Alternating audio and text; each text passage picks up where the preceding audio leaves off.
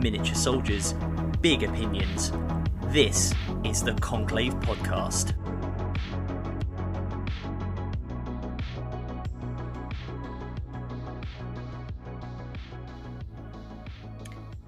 Good evening and welcome to another episode of the Conclave, your favourite 40k podcast. My name's Adam, otherwise known as the legal department, and tonight I am joined by our usual wonderful team. Tonight we've got Ed the Sandman. Say hi, Ed. Hi, Ed. There we go. We're continuing the tradition of stealing from other content creators. We've got Rezza himself. Say hi. Hi. Hello. Hello. There we go. Very nice. Very polite. Yeah, somewhat similar to Her Majesty the Queen, who appeared as a guest the other day, very kindly in her packed royal schedule. I thought it was very nice of her to ring up a and lot of ask. The Crown. And when I spoke to her, when she gave me the call and said I'm going to be on the show, and I did tell her what we talk about, she did go, "Oh dear." So it was very sort of redundant of the Crown. And of course we have the Quipster as well. Say hi, Quipster. Hello, internet friends. So, hello, internet That's very friends. presumptuous. Yeah. Acquaintances, business partners. We are tonight. We're going to be talking about various looking forward episode rather than looking back. We've done 2020, and we have talked about the year in Warhammer and what we've done on our very special Christmas episode where we had Winter's SEO, the one and only, the king of the flat caps himself, appearing. So we are going to look forward now to 2021 and what we're planning on doing in the hopefully more. I mean, better's a loaded word, right? But certainly a year in which hopefully we can actually play some bloody Warhammer in person. Hey. So let's start off. Let's start off with you, Sandman. Then. No. what are your hobby plans for 2021? Sure. So I'll be continuing on as I've been doing, which is Gene Stealer Cults in 9th edition. So I have got a semi-sizable Gene Stealer Cult force at this point. I've probably got unpainted something like 3,500 points, something like that. It's not a massive range, so I'm not going to go as large as I have done with my other armies, I don't think. But there's definitely a lot of scope for me to do. I also don't think I will ever do the kind of full hordes, 120, 150 acolytes that some people do. So I think there's probably a cap on how large my Gene Stealer army will be. But I definitely am quite, just from a purely a modelling perspective, I am quite excited to do a lot more Brew Brothers stuff because there's a lot of opportunity there just to go a bit crazy. And fingers crossed Guard gets some new kits this year. So I think that's something I'm really, really excited for. I actually have, to my shame, all my Indomitus stuff still unpainted. And so I've got to do that. Dude. Well, I've been reasonably intelligent, I think, which is as far as I go. Which is I haven't built or painted any of my Dark Angels Primaris stuff because although it was a small chance, or still is, I guess, it's a small chance. There is always the chance that actually Games Workshop, that's the name of the company. Games Workshop will release Dark Angels specific kits for Dark Angels because the Indomitus stuff especially was very important to Dark Angels as units, because obviously the Deathwing is Blade Guard now, or so it seems, and then bikes are now Outriders. So if they did a Ravenwing upgrade sprue or a Deathwing upgrade sprue or something, I didn't want to build and paint and get everything painted whilst we're not playing games. And potentially miss out on all those goodies. So I've held off for as long as possible, but now it's getting to the point. The only thing I'm missing is the new Blade Guard boxes. I am desperate for those because they look so very, very, very, very good. And I'll be buying a couple of those and painting them up. But it will primarily be a Gene Stealer Cult focused year for me, I think. I definitely think that's going to be what I do Crusade-wise. Really, really excited for that. I think tournament-wise, they'll be the army I'm going to take. So, I'm really excited for 2021 in that respect. I mean, number one, when you mentioned the Blade Guard kit, oh my word, there's so much stuff in that kit that I'm looking at and just being like, holy shit, that's amazing. Like the well, bit where it is in. Yeah, no, go on. Sorry, Quipster. I was just gonna say, like, especially for example, there's the option where he's like cleaning the blade. Incredible, so like, good. Oh, they're just so good. I know you shouldn't have two of them, but I might have two of them. I don't know. It's so good. And I'll tell you what, it's funny because to make about me, it was important to me that the Blade Guard were a great kit because, and I think ever since Primaris dropped, like all the Dark Angels players went, ooh, what's going to happen to the Deathwing? Because that's a really interesting idea. Because as we all know, despite Belisarius cool basically being God at this point in the story, he still hasn't figured out how to fit Primaris Marines into Terminator armor. So that means that you can have Primaris Marines in the Deathwing traditionally.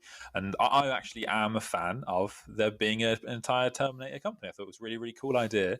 But to be honest, the fact that the Blade Guard is so incredibly cool, I'm sold. I'll happily jump on the bandwagon. So it's a rule of cool wins. It did win out with me there. So that was really, really exciting. Yeah. I mean, so what I was going to say, and I'm also looking forward to Blade Guard because who doesn't want more Blade Guard? They absolutely slap, especially as Blood Angels, as the kids say, I believe. So what I was going to say is the exactly. Hello, fellow kids. So the sheer number of unreleased kits is actually quite interesting from the Marine and Necron ranges. So obviously on the Marine side, we've got Blade Guard, we've got multi-part Eradicators, we've got what else? It's got to be. I think there's something else, isn't there? Is there anything else from them? You got the Storm Speeders. Yeah. Okay. Yeah. Sorry. Of course, the Storm Speeders. Storm Speeders. Sorry, Storm Speeders. Every time I say Land Speeders, Josh is angry at me. They're Storm Speeders. Yeah. Wait. God, Rezza. Get your nerd terms correct. And also the characters as well. We don't have so there's the captain with the heavy bolt rifle. He seems to be missing the heavy intercessors. We still don't have of course. In Gravis armor, guys. Like I would have for this one. yeah, that's true. And the my Ultra one. And the on the Necron side, we're still missing the flayed ones. We're still missing the Chronomancer, which is a really cool model. The Psychomancer as well. All of the Mancers we appear to be missing, which is quite bad. Yeah, no, I said Eradicator multi-part. Yeah, so there's quite a few. There's quite a few. Yeah, pay attention, God. No, there's quite a few that are missing, and I think it's going to be interesting to see when they come out. I would imagine that the Blade Guards and possibly also the Storm Speeders will actually come out alongside the Dark Angels Codex.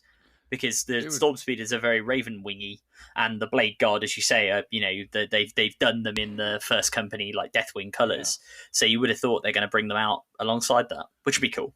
Yeah, no, I think that there's absolutely also a reasonable likelihood, I guess, that the Dark Angels will get their own kit, like the Hounds of Morkai got. So something like that will be really, really cool. I don't think that's probably the bit of fluff from the book. The Dark Angel supplement that'll be really interesting is what has happened. In terms of the Deathwing, what's the official line from the Inner Circle, and that would be really cool. I think also we've had the Luther book out recently, and obviously as we all know, we discussed in the last podcast, the Luther is now escaped from the Rock, so it will be interesting to see how that ties in and what this means for Cypher, which will be really, really cool. So I think, I'm not going to lie, I was hoping for the line to be announced on Christmas Day. We got Lilith instead, but I can't pretend I didn't go to bed on the 24th of December being like, it's tomorrow's the day. But no, alas. I'm surprised as well because they put all the evidence out for it, didn't they? Every single one of the advent calendars was the lion. At least you had me convinced. Yeah. It's still spinning that one. It's still going to happen. It's still going to happen in his heart. It will happen. Okay, so that's interesting. Okay, so what about you, Quipster? What's your big plans for 2021? Are you going to paint this time 5 models? Oh ha. To be fair, so like I am constantly taking the piss out of in our hobby group because I am a slow painter. I think this year I've painted, it's now 56 models compared to, I mean, Adam, how many have you painted? 200 and probably 220, 230 odd, I think, off the top of my head. Just You fuck are off. very in all fairness, you are very, we do take the mick, but you are a very good painter. I mean, like, let's be fair, right? You take your time, but they do look good, right? So this is the exact discussion we had on the last episode. We need to do this to sort of keep you grounded, man. It's just a service. Someone's got to do it, and it's us. But no, Carol, what are your big plans for the coming year? You guys are far too kind. But yeah, so basically it's a couple of things. So number one, Bruce, me and Rich were talking the other day, and Rich, did we say it was going to be called the Hand of Dawn or the Fist of Dawn? I can't remember. Oh, wait. So I'm going to get this in just because when you do it, you'll steal my idea. So I'm not. I'm telling you, it was your idea. he asked me a question about what should he name his repulsor executioner, and I said he should name it the Index Finger, and then get 4 more other tanks. So then when he has them all together on the field, he can say it's the Fist. The Fist right? of Dawn. Yeah. I like it. Yeah, so you you have the baby finger, the middle finger. What do you call that finger? So I'm looking at Adam. Adam's a smart one. it's a little finger. I have no idea. I do slightly think that this sounds like a wonderful idea, and not to pour water on it at all. But what worries me a little bit is it does lead us out. I mean, bear in mind you're playing Imperial fists already, right? There's quite a lot of scope for you're about to get fisted jokes. I'm not sure you want to bring fingering into it, right? When you turn up to play a game. Imagine that. We're going for a fun war. Yes, I'm going to give you Dawn's middle finger. I'm really excited for Quipster's next model, a Redemptor, which is actually just called the dildo of Rogal Dawn. The penis of Dawn. No, that's if I get Also, does beg Lestrayus. the question, Alex, is when you're going to start your Chaos Army. Don't even get me started. I mean that's sorry, we're just hijacking this and telling you what you're going to be doing in 2021 rather than you telling us what you're going to be doing is you're going to be creating a chaos. I will challenge you right now. It doesn't have to be chaos, although frankly I think it should be, but you should do a non-Imperium army. Okay. Here. Okay. And if you were going to do any non-Imperium army, what would you do? No. No's not an available stop. answer. No. I mean, it's no. I've talked about this before, and technically speaking, I actually have done an entire Xenos army. It's just not mine. But it's not yours. Yeah, it's not yours. And also the Eldar are good guys as well, sort of. So are they? Yeah, well, ish. Yeah. Okay, so but Charles not here. We can be rude about the Eldar. So they're dull, right? I'm saying they're boring. I cleared to put this in context. To put this in context for some of our maybe newer listeners, or 4 of you, throughout. Yeah. So throughout 2019, I actually didn't paint that many Custodies, and it ended up the case that I played the same 1,500 point list for like almost the entire year. And the reason for that was because I was painting my friend Will's Eldar army for the entire year, because I was a groomsman at his wedding, and he's always been there for me while I was ill and stuff. And so, yeah, I painted 4,000 points of his Eldar. And what that sort of like introduced me to was the fact that I hate painting models that are 30 years old. And I refuse to do it anymore because I hated every single moment of that entire project. Just because, like, I like the idea of going back and stripping all models and making something cool out of something that was previously painted just awfully. And I'm really ragging on Will's painting skills of him as a 12-year-old now. But it's just like all of the older sculpts are just awful. The recesses are shallow, the edges aren't very sharp, the models are tiny. So all these really small, old, like smaller scale models, especially from Drukhari. Oh my god, I hate those ones. The resin ones especially. The Drukhari ones, the old Eldari ones. Necrons are fine now. Necrons are great. Just like all of that kind of stuff, it just doesn't appeal to me as like a hobby project. And like the thing that has always drawn me towards collecting certain armies has been my connection with their lore. or if I can find something about hobbying with that particular army that really appeals to me. So like Custodes, I love Custodes. I am a Custodes player who like dabbles in other armies because I love their lore, I love their characters, I love the place that they have in the Imperium, all of it. But you love all the Chaos Primarchs. Yeah, but like if I were to do any Chaos projects, it would probably be Night Lords. And the reason why I wouldn't do that yet is because I have so many Custodes things that I want to do first. I have so many Imperial Fist things that I want to do first. So like my goal for the Imperial Fists is to have 2 of every Primaris unit. And that doesn't just mean like 2 squads of 3 Blade Guard. That means 12 Blade Guard because the max squad size is 6. So it would be being able to do that for a choice in the army, so that obviously when the codex changes, obviously when the supplement changes, I'll have choices from which to build lists. On top of that as well, like I'm part of DZTV, so it's nice to have like a huge roster of stuff. Yeah, I'm really subtle about it. Never been mentioned before. Oh, I know, right? But for like YouTube stuff and for filming, it's nice to have like a selection of things so that you don't have to bring the same thing every time, because that gets boring for the viewers. And it's the same for the Custodes. I've got like a whole bunch of stuff I want to complete for the Custodes before I start anything else. However, sort of project goals for the upcoming year in terms of the Custodes, Sisters of Silence. That's a big thing for me.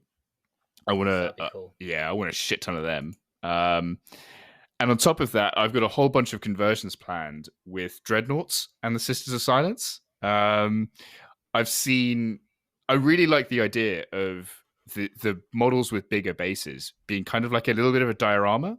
So, for example, I love the idea of, there's the Custodes Dreadnought that has the shield. Yes, I think it's the Achilles. It was the Callitus. Isn't it? Because I think I got this wrong when we talked about this, and I was re-listening to one of our podcasts, and it annoyed me. I'm pretty sure the Achilles is the one with the spear, which is the one I've got, and the Galatus is the one with the sword and board. I think. If I've now got that wrong again, future Adam, I apologise. I'll check for you. Is it on Forge World or? Yeah, it's on Forge World. Yeah, Forge World. Yeah. I want the one with the sword and the shield, and what I want to do is have I think I've told you guys about this before. I want to have the shield sort of down on the ground and the sword sort of like coming over the head, a bit like sort of the like the Greek hoplites with the spears. And what I'm going to do is sort of peeking around the side of the shield with the bolter is going to be a Sister of Silence. Because that's cool. Just look. Yeah, that'd be cool. Because that's just like exactly. Galatus is the one on the shield. Yeah, that'd look awesome. And then I want a second Telemon, and that Telemon will have because of course, the Telemon will have like a broken pillar, and he's got like his foot up on the broken pillar, firing like his gun almost like from the hip. Other guns sort of up in the air behind him, and like the broken pillar is going to be going across the base, and there's going to be 2 Sisters of Silence with bolters like crouching behind it, or like one's firing over and one's crouching, so it looks like some sort of battle scene. That's cool. So yeah, that should be really. I didn't even know Sisters of Silence could take bolters. I thought they only had those big swords, or they were the ones with flamethrowers. That was it. There are 3 different versions, but like that's the issue with Sisters. There's those 3 versions, and Alea, who you have to take with Valerian. Yeah, you have to take her in the pair, don't you? Exactly, and that's it. And there's just nothing else for them. I would love to see, and not just that, their grav vehicle got legends as well. Oh. From Forge World. that really super weird looking one that's got like a big jet engine on the front. I mean, it looks cool, but it also looks really weird. Yeah, it's like this. Yeah, bizarre. I know what you mean. Yeah. It's if you. I think it was. Kind of. Isn't it one of those ones that like? I swear that's the kind of thing that should be in 30. Like, should still be in Horus Heresy and shouldn't be in. Yeah, I think it is a 30k vehicle. Yeah, and they've just never. It. Yeah. It's such a weird one though, because its design philosophy doesn't match anything at all anywhere in like any range. that kind of works, because if you like, I remember, going off on one of our classic tangents, when I was reading one of your favorite books, actually, Watch of the Throne, that series. Classic. I can't remember whether it happens in the Regent Shadow or whether it's in the first one. Second one's Regent Shadow, isn't it? Yeah. There's a bit where they're talking. It's the bit where Alea ends up on the sort of on the moon in the Sisters of Silence fortress when it's also being rebuilt. And I guess that was a fortress that was originally built by the Selenar back when they ran everything on the moon. And they talk about how the Sisters of Silence have their kind of their own look about them, and everything is a bit, because they are pariahs, they're all psychic blanks, they make people feel uneasy even if they're not psychics, or psychers, sorry, I should use correct terminology. Yeah, they do have their own sort of look about them, which is quite cool. But yeah, I don't know, maybe they will get some new vehicle. I mean, I feel like it would be good if the Custodes, although because half their range is Forge World anyway, it'd be good if they had the same kits but in plastic. That would be astounding. Just give them a 40k range, and even if it's small like the Harlequins, just have it as a plastic range. That'd be quite cool. Yeah, I mean, even if you had it as an accompaniment to Custodes, and you were to say, for example, like, oh, you can't take Sisters of Silence by themselves, but you can take them in addition to Custodes as Talons of the Emperor, and have like better rules to integrate them. Well, to be honest, I would like, and I say, again, as you know, I have a small Custodes force, right? I like the idea that if they're going to keep stuff like the 3-up invert on the Custodes, and they're going to, let's say they're going to change some of the rules around how they're, if they, I don't know if they're going to give them more wounds or what, but if they were to make them, and this is probably going to cause some controversy, but even if they made them more expensive than they already are, and they already are pricey, points-wise, it wouldn't bother me if they put them into a codex with Talons of the Emperor, and so you basically have to take them as a combined force. So you end up with a few Sisters of Silence troop units that are cheaper, and then you have some Custodian Guard on top, right? And then I don't know, you could make it so that you have to have one Custodian Guard unit minimum in the troop section of the army, but then the rest could be Sisters if you wanted to. Just because then it would be quite cool, because it would be the way they used to work together back in the Heresy, and therefore be kind of an update to that, and it would also reflect the lore in the now what we've seen in the Valerian and the Alea books is them sort of working together again when they're going out into the into the rest of the galaxy, and away from, I don't know, oiling themselves up and shining their armor on Earth, on Terra. That's true. I mean, the way I look at it is I would love to see a codex supplement, basically, to have the main codex be Custodes and then the supplement be Talons of the Emperor. I think that could work really well, to be honest. But yeah, those are some of my hobby. Oh yeah, crap! I didn't even explain properly the Hand of Dawn thing. Yeah, we got halfway through explaining that, and then I just kind of stopped. But yeah, so the Hand of Dawn thing that Rich came up with is this armored detachment. Each finger would be a tank, and the palm would be the Hammerfall bunker that I picked up. So I've decided that I did try to convince you to get an Astraeus first, to be fair. I mean, yeah, let's go one thing at a time. Jesus, unless you want me to be painting that until 2026. But even that's ambitious. Oh my god, yeah. But yeah, so I've decided the thumb and the first finger are going to be repulsor executioners. The middle finger is going to be a repulsor, and the ring finger and the little finger are going to be gladiators. And yeah, the palm's going to be the Hammerfall. I think that'd just be really cool. Yeah, it'd be quite good. Be quite fun. Yeah, literally. I'll bring lots of eradicators. Just all the melter. Exactly. But yeah, it's going to be good. And with the tanks that I'm building at the moment, that's going to bring me up really easily to 2,000 points. But yeah, the early part of next year is just going to be Imperial Fist and as many as I can paint. Nice. Okay, and what about you, Rezza? What are your goals, objectives, wild fantasies for hobby-wise for 2021? Well, so I have probably about 4,000 to 5,000 points worth of Ultramarines I need to strip and paint as my custom chapter. So that's going to be a bit of a goal, something to work on. I'm really enjoying painting the Necrons. I completed the Void Dragon not that long ago. It's a Christmas present to myself, and I'm really happy how it came out. He looks really good. Yeah, go, guys, go to Rezza Prime on Instagram and have a look. It is on there, right? I'm sure because you sent a picture to us. Yes, go on there and like it. Yes, yeah, go on there, give it lots of love because it's a very cool looking model, and Rich has done a fantastic job on it. Not got as many likes as I'd want, but anyway. Well, we can't all be a picture of me in a jumper, First one, yeah. Also, that's as insane. Like, well done. You're the prettiest member in the conclave now. I'm not sure. I was going to say, what just happened? Is that a pang of jealousy I hear? No, I think we were making a joke about my ludicrous success with the me in a badly fitting jumper that we have to get a smaller size that seems to have done very well. But anyway, look, that's another thing. Sorry, Rich, I'm just going to point out about that. I'm just going to point out that I said selfies do well, and that was a great picture. And how well did it do on Instagram? See, this is the thing. You come to the conclave for the hobby chat, and we just give you some nice advice on social media self-promotion as well. It's great. Post loads of pictures. That's what I'm here for. That's sound advice. Naked. Anyway, sorry, Rich. You were saying you're going to strip all your Ultramarines. Strip all my Ultramarines. Obviously, add the new stuff that's coming out to the Marines. So get some heavy intercessors. Obviously, the Blade Guard kit, because if you've listened to any of the podcasts, as soon as someone mentions Blade Guard, I just lose my mind and get really aroused. I don't blame you. You're gonna love the guy polishing his sword. Yes, I'm gonna paint him as me. I said something about Necrons, didn't I? Yes, I did the Void Dragon recently. Really enjoyed that, and I'm kind of enjoying just the scheme I've got because it's quite quick and easy, and it's something different to power armor. So just adding some more stuff to that. I really like the look of the Obsidian Destroyers.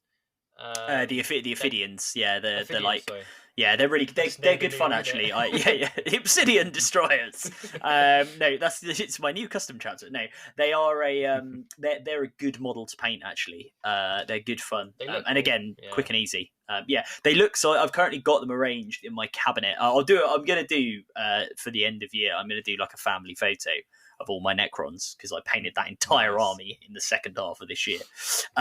So I just need to wait for the light to be right and then to find some space on the table in the front room to just set them all out. But the Ophidians look really good next to the Nightbringer because they're all in that kind of like creepy, sort of flying pose, and then there's this big guy with the incarnation of death with a scythe floating along behind them. It looks really cool. Yeah, they're cool, and they'll see the flayed ones. You add to that as well when they come out. So yes, yeah, flayed ones. Yeah, man, cool. Then also something I've just completed recently. So as a Christmas present, I got some Urukai Warriors, and I painted those. So I want to get a kind of little Middle Earth army going. So add more to that. I've got some War Riders that have been primed, and they're just the scheme on that again is so easy, and the way they've come out just look like they're on the box art. I was so happy with them. Actually, talking about your scheme, I just want to say, like, the way you've done the Urukai skin is just perfect. Like, you got to tell everyone how you've done that because it's like that brownie red. No, because you make it sound so great, and then I'm gonna literally I just did 3 colors. Yeah, but it just works so well. Yeah, but sometimes like simplicity is and this I guess is a general point, to something we were talking about the other day about people who are new to the hobby, right? You don't have to go for the most overcomplicated scheme. I mean, if you want to, Whoa, there's no... hang on, let's hold on a second now. Yeah. Quite you. Complicated Well, I mean, let's be fair. How long has it taken me to do all my bloody Sisters of Battle because of all their little shiny individual bits on the model and detail? But you don't for models like like Urukai or I agree with you, Rich, on the Necrons 100%. The same thing, right? You can get a really effective scheme, and sometimes actually like a couple of colors, a wash, a dry brush, little highlight is all you need. You don't need to and obviously not to denigrate some of the videos you see on YouTube, but you get these videos where you log on and they're like, okay, so we're going to use a Vallejo paint that you've never heard of and put it through this incredibly expensive airbrush. And the first thing you do, like as a kind of regular hobbyist, is go, right, I don't have that. I have Mornfang Brown and a small layer brush. No, I know what you mean. And up until now, a real sense of optimism. But that's why I know what you mean. Like you get so many of these videos because I always look for them, Adam, as those kind of quick schemes and easy schemes. But most of the ones you see are professional painters painting quickly, not quick schemes. And so it's like, this only took me Yeah. 2 exactly. hours. And it's like, right, but this will take me What? 5 weeks. Like, Yeah, it's just like I really like watching Miniax videos on YouTube. I think he's great, but he will just come out sometimes and he'll just be like, "Oh, just do a quick wet blend of this thing." Like, what do you mean a quick yeah, wet exactly. blend? Yeah. No, yeah, I totally get you. But to get back to your original question, Alex, so I'll go over the Urukai scheme. So I just prime them black, and then it's just a dry brush with Iron Warriors. And then to do their skin, it was I just go over the black prime, Dark Mechanicus grey, then do a Flesh Tears red over it, and then a Wildwood. I don't like mix any like contrast medium into it, and just the way it comes out is just looks like that kind of reddish brown that they have. It looks like Adam said, spot on. Honestly, Yeah, it's That's bang it. on. And It's then bang on. As learning what they to look like. paint the white hand. Josh taught me a little technique because you just draw a mini pair of boobs and then just some lines coming out of your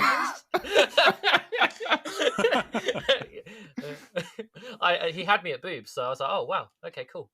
So that's something I want to do. Add some more Urukai, and then I've been told to play in tournaments you'd have to have a good and an evil army. So I'm planning to do some elves. Nice. 'cause I love legless. nice. That'd be cool. And then also, I have a surprise army in my head that I want to do. Maybe if I get everything done by the end of the really? year, I have Let us another army know. I want to do. Okay. What it's big a reveal? surprise, Big reveal. So I'm Can you give us a thinking, clue? right, Can you give us a clue at least? So they are Imperium because I've got Necrons. Boo. So I'm quite happy to do another Imperium army, but they're different. Like I guess they're in power armor, but they're different to what I have. Sisters? Sisters of Battle? No. Oh, Grey Knights? I'll leave it at that. For fuck's Ooh. sake. There we go. I'm thinking of doing some great. I want them because they're quite elite, so you don't have to get a load of models. But also, I don't have a very psychic orientated army, so it's just another way of playing the game. So I'm thinking about doing that. But then again, if anyone knows me, I do flirt around the idea of thinking about different armies all the time. So at one point, I was going to do a National Militarum army, and then I decided no. So it's an idea I'm thinking of. But then we also have the Nice. Conclave army we want to work on as well. Don't forget that, guys. yeah. That is true. Yeah, Oh. we should Did mention we told that. him? Yeah. No, No, I so just let the cat out the bag. Is that even the same? the big reveal. So as Rich has stumbled on stage and revealed, we are planning or are thinking of doing an army for the podcast next year. And given that there are, basically 5 of us, plus guests, obviously, that we have on. So the 4 of us plus Josh the War Hipster. We were thinking of doing Imperial Knights, possibly also Chaos Booyah. Knights at Well, some we can- point in we the can have future, but Josh. that's just me You trying to You get. can only fit 4 knights Yeah. in an army. Oh well, there Sorry, you go. Then Josh. well, he can paint it. Can't he do? I mean, that shows how out of touch I am with Imperial The Knights. best Can't he? He painter can paint can't up some have the war knights. dogs. Yeah, some Armigers. Yeah, that could work. He can have some Armigers. There we go. But yeah, we say 4 knights. Now I'm slightly. When it was Rich who suggested this, but I feel like there was a bit of inception. With Ed. No, with Ed. Yeah, clarify, but I Rich feel like said that we can I've. do an army. Yeah. Was it you? With you who went just let's do knights? I like that. That's a good idea. I don't want to take Because credit, but it was I have a kind of my knight. idea, like kind of was. Oh, there you go. Right, there you right, go. I'm fucking leaving. Fuck you lot. I mean, I'm fine with this because I have a knight and I haven't painted him. He's fully magnetized. He's currently sitting in half in one of my So cupboards. he's naked at the moment. He is a nude knight. And although he does have a little banner over his kind of crotch area, he needs to be painted up. So this is a wonderful excuse for me to paint my knight. What would it take for me to persuade you to paint him in all flesh colors, so he would be a naked knight? That would just be. I mean, no, it would just be weird and horrible. Holy Fun Knight. story. Or amazing? If I did a Chaos Knight, Fun maybe. tangent, there is actually a Chaos Knight who is covered in flesh, and the flayed ones worship him as a god. Yeah, That's hilarious. yeah. The Really? flayed ones follow him about, and they think he's some sort of like version of their deity in their crazy minds. So yeah, no, it's a bizarre. It's like a little bit of lore in the. Is it in the Chaos Knights Codex or the Necron Codex? I think it's in the Chaos It's in Knights the Codex. Chaos Chaos Knights Codex, yeah. Yeah, I assume it's mentioned in the. Yeah. That's Necron. hilarious. yeah. But yeah, that'd be interesting to do, and I think if we can, because we'll all have our own like night theme and our own style, and it'll be together. It'll come like the conclave, a bit like how the podcast kind of came and about. I think I prefer that. I think I think it's cool if we do that because I really like knights and I love the idea of households. And I was saying before actually, no, I might say this off podcast, but knights always really surprise me with how interesting they are in the books. Because like, I never go out of my way to read a knight book, but whenever they turn up in the Heresy, it's always really cool scenes because I'm a sucker for things like Pacific Rim and that kind of stuff. And they're all like that. Yeah. They all like then they go down to the knee really cool, and then they'll charge the volcano cannon. I love that shit. I can't remember the name of the knight in Emperor of Mankind, but she's especially badass. But anyway, I whilst I like knights, I think I kind of prefer doing it free bladey, which is how I'd imagine our knights would be in a conclave. That doesn't quite work, but an assortment of free blades, and that's why they're all painted different, because I think they just adds more character to each individual knight. Yeah. A traveling company. They don't have a house. Yeah, they're independent. They've Brexited. Oh. As it were. Kexited because they So I don't know. I mean, knights are just cool. I mean that the like, is it the Thunderstrike Gauntlet? It's called the big hand that you can put on them because doesn't that allows you to like chuck tanks at people? You can chuck tanks. Do more. You can throw stuff, can't you? Yeah. So what you basically once you've killed a vehicle, you can then roll, and then if you get a certain result, it allows you to. Night players, by the way, please comment and correct this because I'm probably talking complete nonsense. But you can pick up like the vehicle or whatever you've killed, and then chuck it at something else within about 18 inches. And I love the idea of that's awesome. Just a guy from the Black Legion, like just good. How's it going there? It's going okay. Here's a crunching noise. Looks up over the top of the the rubbly side of it, and just a rhino lands on him. Not well then. He gets Alex and throw his Fist of Dawn squadron at you. Just all of them. Repulsor smashes into the lions. That'd be cool. That's kind of my plans. I want to try and be. Well, if we're going to go the tournament army, I want to choose. I want to play with is the Blood Angels. I think that's no surprise to anyone. But I probably will try and flirt a bit around with the Necrons just to see what they're like. And Crusade, I think I actually will try and put some effort into the Crusade because I never really did it last year, even though it wasn't around for a long time. But Adam and Ed specifically had a lot of fun with it, and it was really interesting listening to their stories. I'll get on board on that. I mean, it's funny that you mentioned that. I think Crusade was one of the other things that we were gonna talk about. Sorry, I'm just hijacking now. But I mean, you're right. Crusade is one of the things that I want to get more on board with as well. And I think I might actually use the Imperial Fists rather than Custodes. Don't use Custodes. Don't do it. This is a public service announcement. Don't use Custodes in Crusade. Because at lower points levels, Custodes are bullshit. They're fucking bullshit. Nobody has the firepower to kill Custodes at lower points levels. And so it becomes stupid really quickly. And then also, as you level them up, and I guess there is a hero hammer thing, but it wouldn't feel right. Yeah. See, that's the thing. I'd love the idea of my my Custodes captain just like wrecking people because he's like the ultimate hero hammer. But also, I don't like the idea of like hero hammer turning into like feels bad hammer very quickly. Yeah. I mean, he would kill everyone unless he fought a blade guard. But... Don't you even start with me.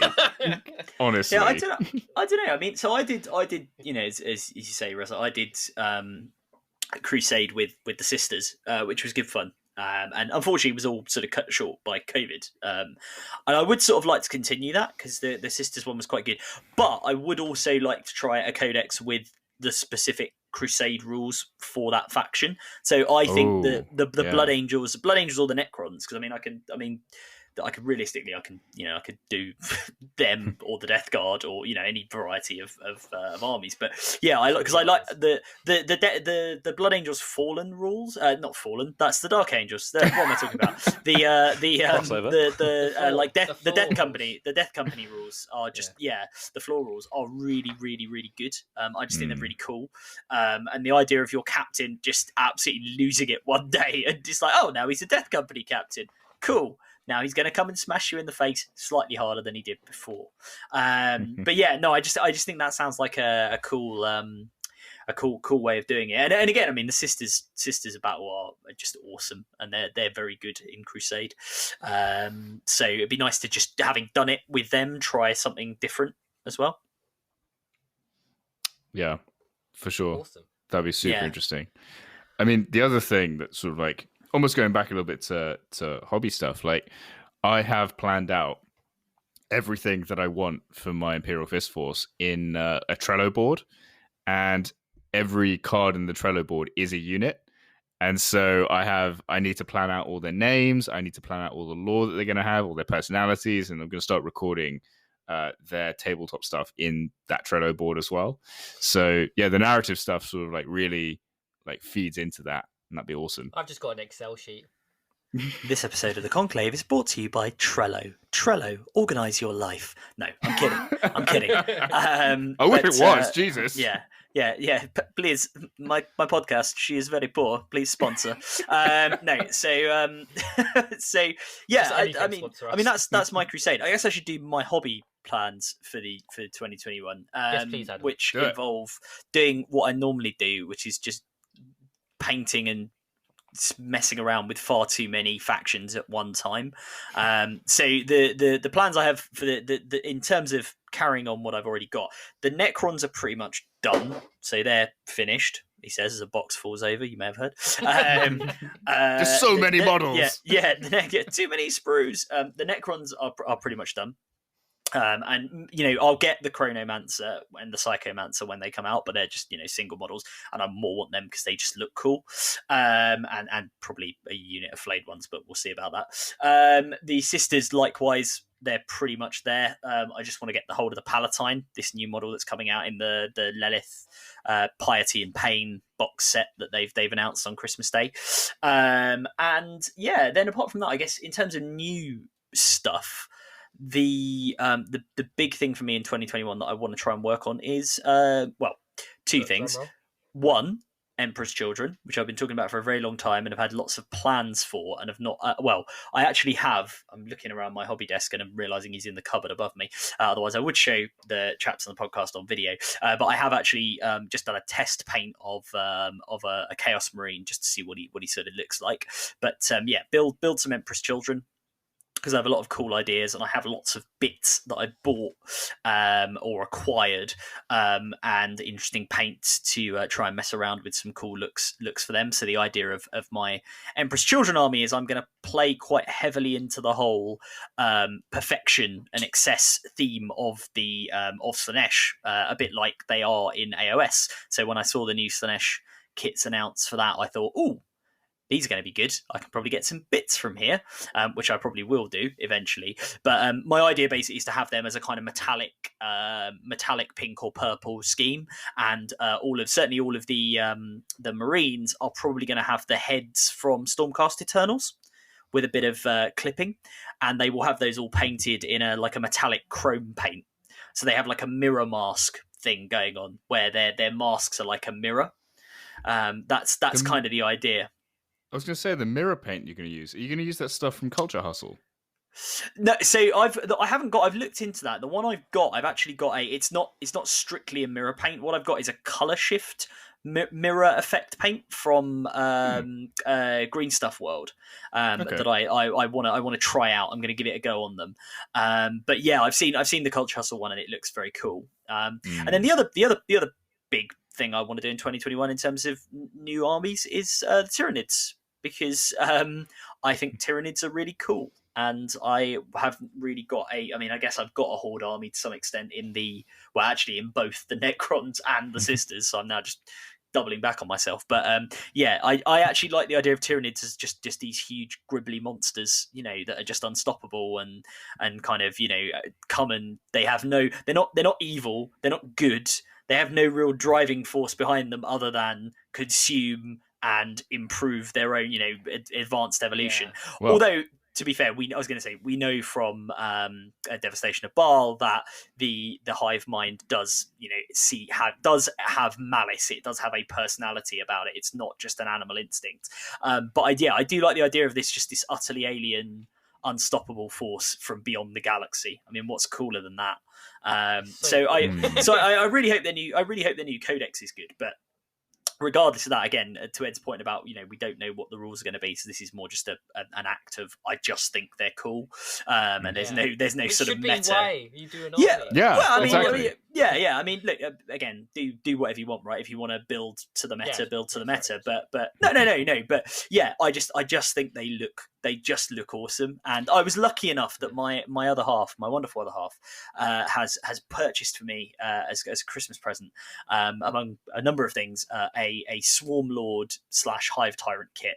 And I understand and should give credit that she reached out to our very own Sandman for guidance on what I should be bought, and that was a very good choice. She just loves the Swarm Lords. That's yeah. She's like, you know what you need? You need a giant 4-armed monster with some bone swords. That's the way forward. But yeah, no. So looking. I was saying, my girlfriend actually, she just knew I wanted. She just looked at the Games Workshop website and she went, you know what, 3 ATVs, 3 sets of Gene Stealer Cult acolytes, chaplain on bike, and 10 Vespid. I don't know how she knew that was what was on my mind. She's an absolutely incredible mind reader, I guess. But yeah, they're going to be awesome. I don't know what Hive fleet I'm going to do. I'll probably do my own one. I like doing custom stuff. Like I have my own Necrons are actually my own dynasty as well. So yeah, I'm deciding on a color scheme at the moment. If anyone listening has any tips or thoughts on color schemes for Tyrannid hives, then let us know. Tyrannid hive fleets, let us know, and send them in to the Conclave on Instagram in our comment section. This is the thing orange. with orange could look sick. And actually saying this with Tyrannids, that's just going to be an army that you smash out so quickly with contrast paint. Contrast paints, yeah. That's the other thing. Like, if I didn't have contrast paints, I wouldn't do a horde army at all. I think what you do, but I think you can. I think what you do is you make the Hive fleet for my Gene Stealer cult, and then we'll do a campaign someday. And that's actually not a bad idea. You can arrive. That's a great shout. Planet. and eat all of your cultists and everybody else. Oh, wait, that works really well. What, you could fight against like me, Josh, and the Imperial Fist of Alex or something? That's actually not a bad idea. There we go. That works because like there's a book which I hate that has the Imperial Fist versus Gene Stealer cult. Podcast of Alex if he doesn't mention a book he hates. We've spoken about this book before as well. That's the thing. It's not the pattern here that every time the faction you like loses, the book is described as being crap or badly written. Hey, no, come on. Let's be I'm seeing a pattern here. Let's be even. I will say the Imperial. The Imperial Fists in that book as well were written awfully. It's just a bad book. If anyone's out there and they've read Fist of the Imperium, well, no, not just because they lost, just because Alex, I don't care about spoiling people it. Not to read this book twice. Yeah, because it's that bad. It's so bad. Like, I can't. This poor guy slaved away for months on end to write this book, and you slating it twice to our 2 listeners. Yeah, and I'll do it again. It's that bad. Okay. I'm starting to think why people don't think we should because it I'm just getting out all my vitriol all in one burst. But yes, Fist of Imperium, bad book. However, interesting premise. Because, Imperial Fists versus Gene Stealer cults, that's cool. That's a cool scenario. Yeah, no, it's. I mean, anything involving Gene Stealer cults, I think, like lore-wise, is quite cool. Just because they're just fundamentally quite a cool faction, like the way they operate, just kind of lying in wait for years and kind of growing their power and taking over the planet slowly, and then one day there's this sort of great emergence and they rise up and cast off the yoke of the Imperial oppressor to then be turned into lunch by their gods, basically. Yeah, I really like their portrayal in some of the Caiaphas Cain books. Especially some of the early ones. It is a bit frustrating though, because like the early Caiaphas Cain books especially turn into like, and it was Gene Stealer cults the whole time very quickly. But the way they're described, Yeah, literally. That's all. It's But- Spud. It's Spud. Oh my god, I forgot about Spud. No, how could you forget about Spud? He's the greatest No. of all the patriarchs. He is The Conclave, ugliest mascot. patriarch How I've dare ever you. Yeah. seen. But yeah, I just love the way that they like infiltrate societies like that. It's just super Yeah, It's interesting. really cool. Yeah, no, it is. The It is Belisarius cool. Cool book was Mm. good for that. I remember because in fact, that was one of the examples because people often ask that question, Adam, actually to me, which is that do the genius of the cults all die? And generally speaking, they do get devoured by the Great Devourer, as everything on the planet will do. But sometimes they are allowed to live, and that they might go off to other worlds or whatever. And with Sotha, Sotha was the planet of the size of the Emperor, and they actually were allowed to live, and they just believe that all of their loved ones being eaten and killed was just a test of the star gods. So they're allowed to survive, which is quite cool. Why are you eating my grandmother? Well, it's a test. Just go outside Go for with 10 it. minutes. Just go with it'll it. It'll be fine. She tastes great. It's okay. Yeah. The Star Gods have a plan. Yes, yeah. The plan is to turn you into varying flavors of paste. But yeah, so yeah, I think 2021. I would hope 2021 is going to be a good year. And I think look, we are going to get more codexes kind of coming out. We are going to see more new models coming out as well, and more, even if it's not new models but new sets, because it seems that people are getting, like Ed said, maybe we'll get a Dark Angels unique set. We had those Blood Angels, Death Company Intercessor box. We had the Hounds of Morkai for the Space Wolves. So everybody's getting something. Lilith obviously is coming out for the Drukhari, it seems, before their codex, and the Eldar players should be happy because you've got a brand new Guardian sculpt in the form of a corpse on her base. So what are you all complaining about, guys? So 2021 hopefully will be a very good year. And hopefully we'll get to play some Warhammer. Yay. Yes, finally. yeah, that would be nice. That would be nice. We've developed a vaccine, several vaccines it seems, against Nurgle's plague, and hopefully we can get hold of those and therefore play each other once again. Yeah. Naked. Now, okay, fine. I mean, you can. Yeah, I suspect you're going to get. Josh. I suspect you're going to get thrown out of Bad Moon Cafe if you do that. And but now anyway, our listeners understand why like we don't it. release the videos for these. So I've got warm clothes for a long time. one thing Sorry, I thought, keep going. well, it's all right. One thing I thought we could do just as a slightly different segment, because we've sort of talked about what we were going to do in 2021 and Crusade, is just do a bit of listener mail, because we do our fans Thanks, Mum. we do encourage it. Send us comments. Yeah, yours, the one to you here, Ed, is just a thing saying buy this for Dad. But anyway, it's just like a shopping list. But yeah, we do get comments from our listeners. And they are obviously very welcome. I think go via our Instagram, the Conclave 40k. But this is from James Parrott Young. I hope I've pronounced that right. I don't know if it's Jung or Young. I apologise, James, if you are listening to this episode. But James just asked a question. I think it'd be good to get the team's thoughts on this about basically about sportsmanship. So he's talking about like sort of best and worst opponents you've ever faced in tournaments and in games. And the example he gave is, he said, I once turned up to a game and I had somebody basically tailor their list in front of me.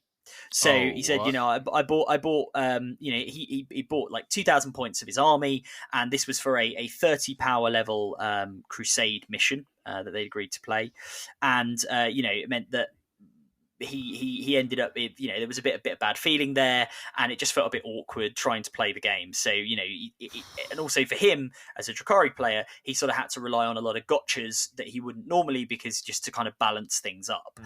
So obviously without naming names, because we're nice, and obviously it's all a learning experience. But what do you guys want to say is your sort of best and worst tournament experiences that you've played against, and sort of sportsmanship in the game? I mean, number one, the listeners can't see this, but I have a look of absolute incredulity on my face at the thought of an opponent tailoring their list for a power level Crusade game That was a in good front I of can you. confirm. That is I can confirm it was astounding. incredulity as well. Yeah. Yes, it was. Like, I can't believe that someone would do that. Yeah, it's not the done thing. Yeah. It's just not. It's especially in Crusade, because Crusade Yeah. is specifically designed not to work like that, right? I mean, like for a regular game, you can sort of get away with it in the sense that you can turn up, work out what someone's playing, and you shouldn't, but you can. But in Crusade, it's just crazy. Like, no, don't do that. Yeah. I mean, I think that's fair. One way to not make tailoring. friends. I will actually, I have a couple of answers to this actually. So the first thing I would actually mention is tournaments, and the reason I like to mention this is because it's really positive. So I've done quite a lot of tournaments, probably the most on the Conclave, outside of Josh. I think, but I will say, like, and I'm not saying this is an absolute thing, but all of my experiences in tournaments have been really good. I've never had a bad game. Ever, and that's not to say we've never had disagreements, because that does just happen. It's just part of the game. There will always be rules disagreements, but I've never had like what I'd consider a bad opponent. I might have been a bad opponent, I don't know, but I would say tournaments. The reason I bring that up is because I think tournaments get a really bad rap for people going, "Oh yeah, it's going to be really horrible." Like people really doing, pulling out as much bullshit as possible. But actually, they've always been really positive, and because the game is so much better now, like there are much fewer gotchas, and although it's never going to be completely gone, GW have done a good job of removing as much rules as intention, rules as written, arguments as possible. Things that you can argue over, I think, has definitely been a focus in the rules. I think we mentioned in the last podcast how they've looked at competitive play a bit more, and that's one of the big things I've noticed is it's gotten better by a long way. Like there's far less you can argue over, and that's really, really great. Tailoring is a funny one. Ed, I just want to, before we move on to the tailoring bit, so I know the gotcha moment you've spoken about, and I think we've spoken about this quite in detail before, but in tournaments and in general play, I do think there is an ownership on yourself as a player and accountability to yourself to know what your enemies do as much as possible, because that will help avoid the gotcha moments. Now, I would say in tournaments, especially in tournaments, play, a gotcha is kind of especially fine. in tournament play. Yeah. Tournaments are advertised as what kind of tournament they're trying to be. Winter Warfare London Wargaming Guild is advertised as a competitive type tournament. It's not fun and fluff where it's all about narrative play.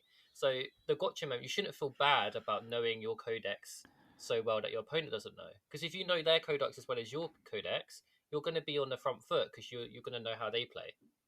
I mean, be something that the caveat I would sort of add to that is, as an opponent, you should be comfortable in asking the questions. Like, do you have something that allows you to redeploy? Do you have something that can deep strike? Do you have X, Y, and Z?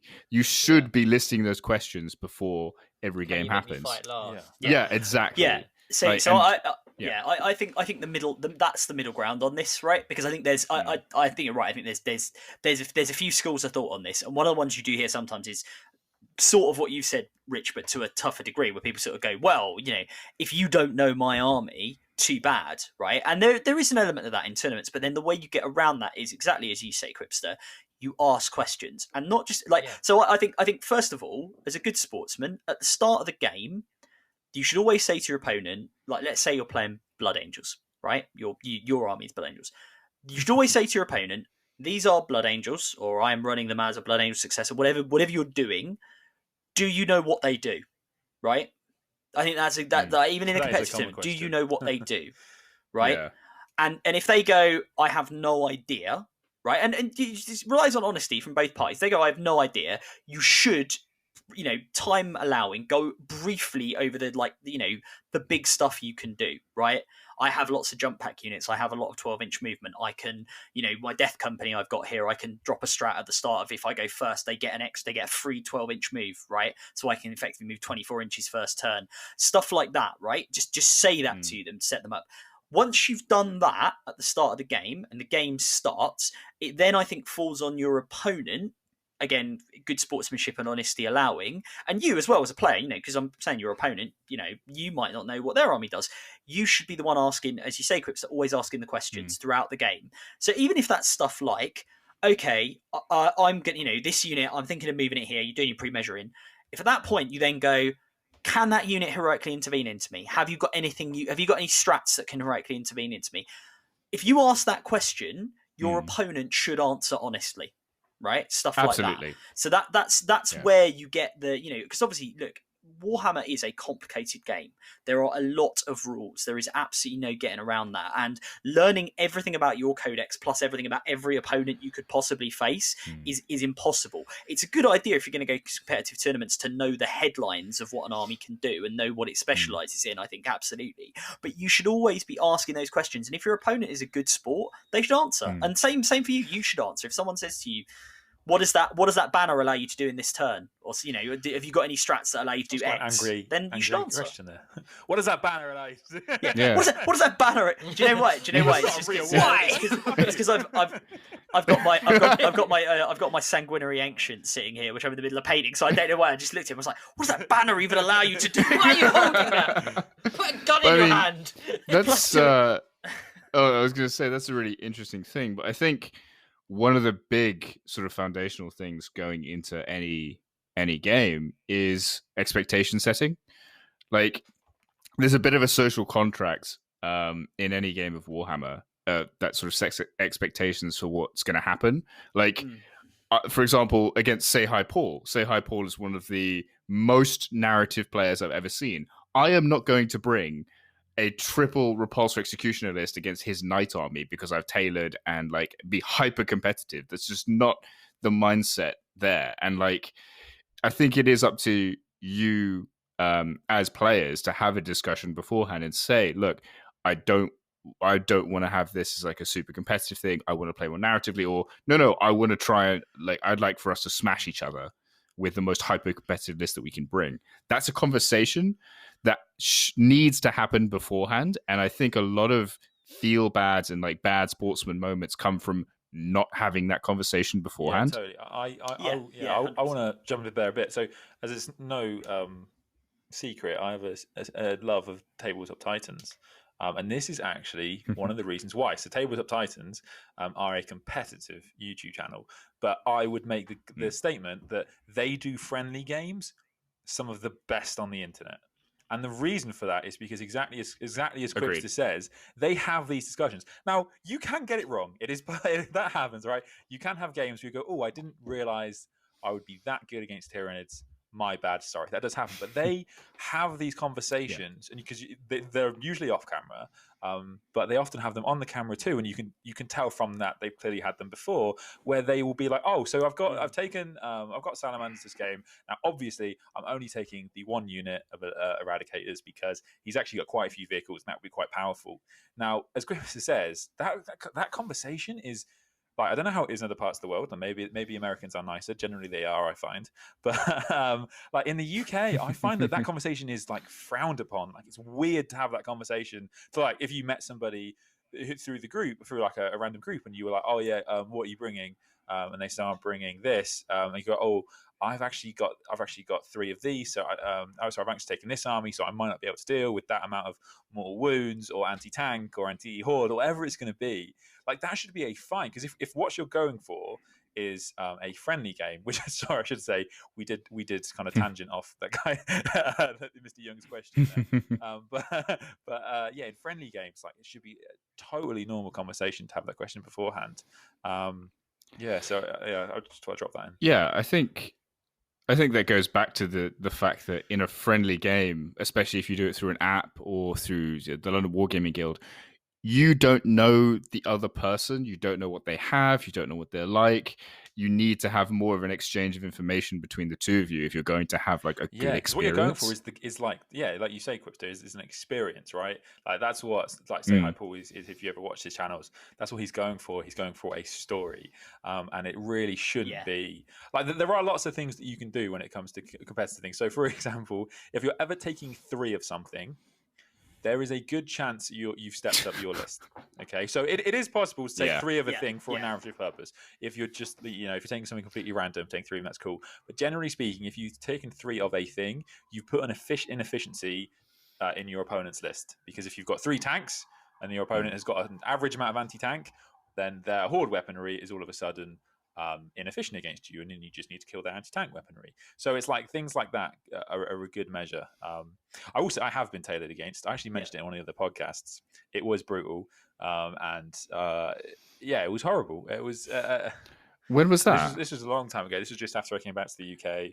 And sorry, I think I did mention on the other podcast. So sorry for beating myself to people that listened before. But there was a guy. I only played Tau at the time. And he was like, I play Admech, and I was like, cool. And this was when the Castellan meta was in its full swing, and he actually took you can take knights as Admech, but you can't take like House Raven, which was like the best at the time, and like the 3-up Invan on a knight, you can't even take the Castellan as Admech. So he actually had the majority of his army was knights, which was the best army in the game. Like, I know it sounds like it might seem a bit odd to people now because it was like, well, there's Admech knights and normal knights. Is there a big difference? There was a huge difference between those two. And then the Admech he did take, it was all painted Mars, and he was, I'm actually going to try Styges. So he took that. He was, I don't mind proxying. I'm very laissez-faire with that kind of thing. He was like, do you mind if I take all these anti-fire guns? And then he killed I think it was like 1,300 points in my army turn one. And I think I mentioned before, what was brutal was that because I was a Tau player, a solely Tau player, and you do notice a little bit of pushback when you play friendly games and meet people through groups and whatnot. At least when Tau were absolutely bullshit. Then I used to be like, oh no, I am a Tau player, but I am taking for any list. And so I did. I took what I think is a nice list. I just took Ghost Kills and Devilfish and like things like that. And so it was not hard for him to kill at all. And what was funny is he killed like 1,300 points of my army turn one, and then he just goes like, "You don't look like you're having a good time, mate." And I was like, "Yeah, wait, he said that to you?" That to me, and I was like, "Well." Oh, that guy can get fucked. The game's kind of over. And what was funny is, because this was actually a funny thing about tailoring, and this is why it really bothered me, was because he was like, because like, for example, he took like these anti-fire guns, he proxied them in, and I was like, because I did speak about it afterwards, and I was like, it was a bit more competitive than I thought it was going to be. Like the Castellans quite a lot. He was like, and he pointed to the anti-fire guns. He was like, well, actually, these aren't really the meta choice. And I was like, but that's because they're tailored specifically against my army. I didn't say that to him because I was just like, oh, cool. But like, yeah, he just like took this absolutely tailored, and absolutely fucked me. And I was like, cool. So that was when I got tailored against. That it was shit. Christ. Well, the thing about tailoring, like from a competitive perspective, right? If you are trying to be competitive and you're just list tailoring all the time, that's really stupid. Yes, no, because stupid. that list that you bring will win you the game against, let's say, your Towered, or I don't know, My Sister's Battle, or whatever list you're up against. It will win you that game, but you don't learn anything from it, right? Because I'm not saying you don't have to lose to learn anything. You can still learn from wins. But if the game actually requires you to think and be strategic and actually face the possibility of losing models, which it should do, you're going to learn from it, right? You're going to learn how to use the models you've got. If all you do is tailor against a specific list, when it comes to a tournament, if your goal is I want to go and win a tournament, you're not going to play. Let's say it's a 5-round tournament. You are not going to play 5 versions of the army that you have tailored against, Definitely.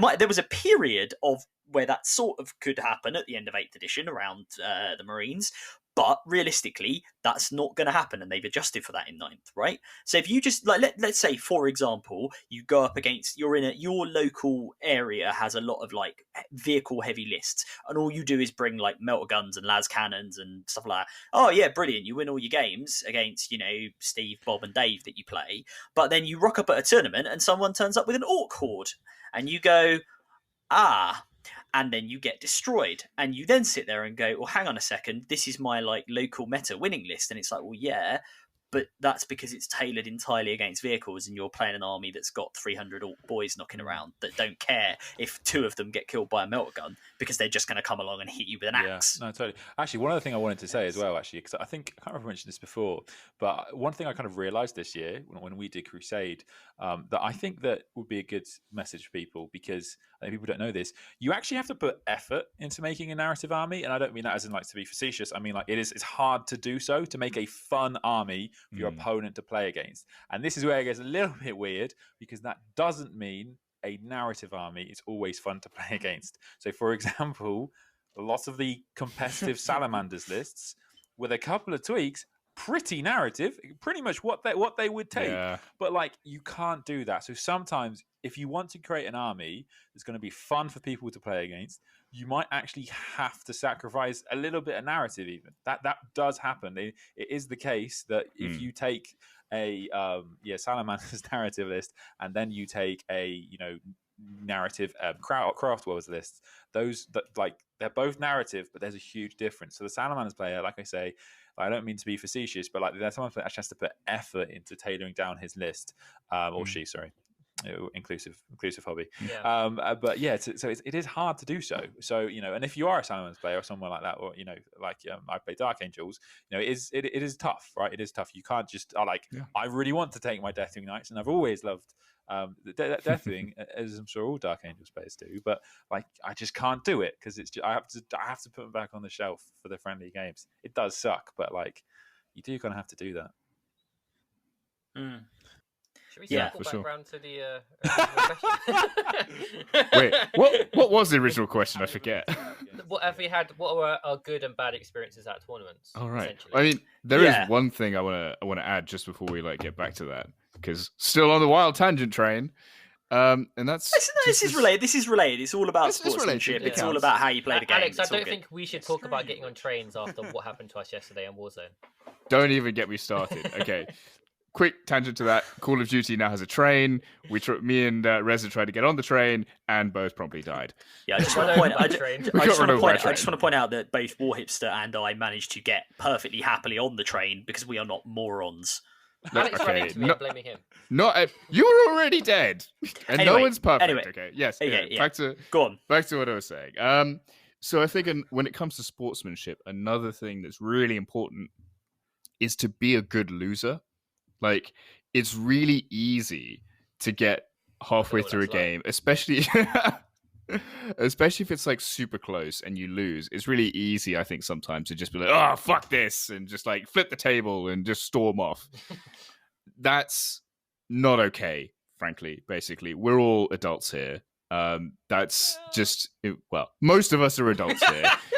It's immature. Yeah, I agree, and I a poor environment. I will happily admit, I had a game once when of all people, the Sandman was being kind enough to help me try and build a list for a tournament, right, that worked, and I acted like a right peanut. And that wasn't because I was losing. Like, I was doing really well, but in my mind, what I thought I should be doing versus what I was doing, there's no justification for it. I acted like a complete tool. But on the flip side, in terms of, to get back to the question, really good tournament experiences and a close game, to your point, Alex, I had a game at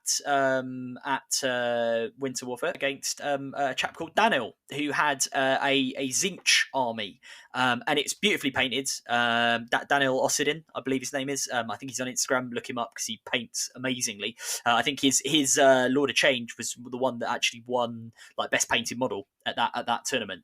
Nice. Or yeah, it's well, yeah. So I did kill the Lord of Change. I lost the game. So I lost the game by like 2 points in the end. But it was such a good game because it was just it was so ridiculous because he had all these the pink horrors, the Zinch demons. So every time you kill one, they multiply. So I was just like racking up the points. Yeah, blue to pink, and then he had the brimstone. He had the little tiny dudes. yeah. So it was really funny because I was like, on obviously it's back in ITC. I say back in, it was using ITC rules. So on the Reaper or whichever one it is, where you just rack up for like every X number of models killed.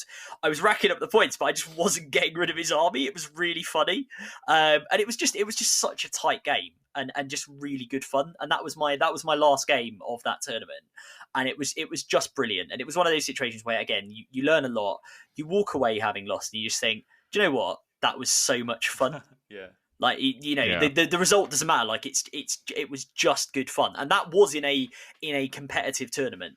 So yeah, I had a great time against that. I've played Daniel twice, and he's beat me twice, so I have experience there. Actually, one thing on your point there, Quipster, that I find really interesting because I think I don't know if this would be controversial. I don't know if everybody would agree with this, or if I'm saying something obvious. Sorry, either way. But like, I actually think it is fine, I should say, to be passionate about the game, because I think a lot of people assume bad sportsmanship is you going like, fuck, because like someone's wiped your unit, and if somebody's lost your unit, feeling that little bit disheartened. Sorry, if someone's wiped like a lot of your army turn one in a competitive situation, which does just happen due to the nature of competitive play, then you feel a little bit downhearted.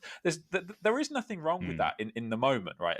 Within limits, I will say. You can't just call your opponent a cunt. Like, that's not okay. But like, I mean, you can, you just shouldn't. I think it is important people remember that, because I see it on battle reports. People are like, oh, sorry guys, I got very passionate there, but I actually love seeing that. I always love people being really passionate about their game.